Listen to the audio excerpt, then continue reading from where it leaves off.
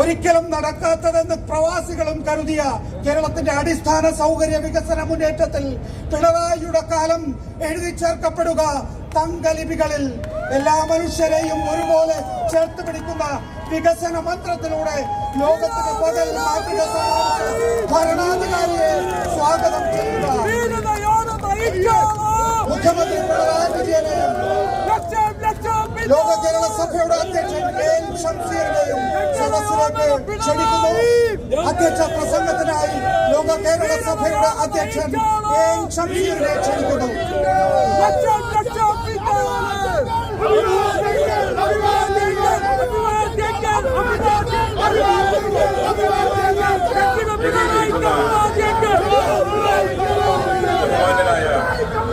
കേരളത്തിന്റെ പിണറായി വിജയൻ,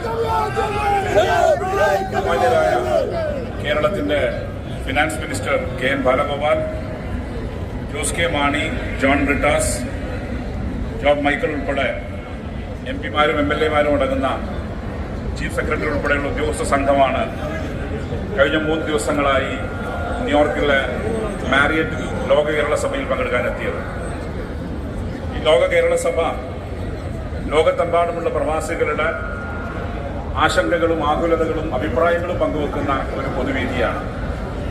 ഇത്തരമൊരു പൊതുവേദി രൂപീകരിക്കാൻ മുൻകൈയെടുത്തത് കേരളത്തിന്റെ പ്രിയങ്കരനായ മുഖ്യമന്ത്രി ശ്രീ പിണറായി വിജയനാണ്.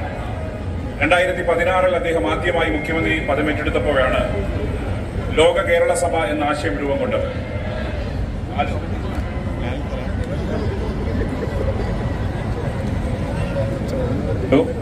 ലോക കേരള സഭ എന്ന ആശയം രൂപം കൊണ്ടത് ലോക കേരള സഭയുടെ 3ാമത് സമ്മേളനത്തിന്റെ അമേരിക്കൻ മേഖലാ സമ്മേളനമാണ് ഈ ദിവസങ്ങളിൽ ഒത്തുചേർന്നത്.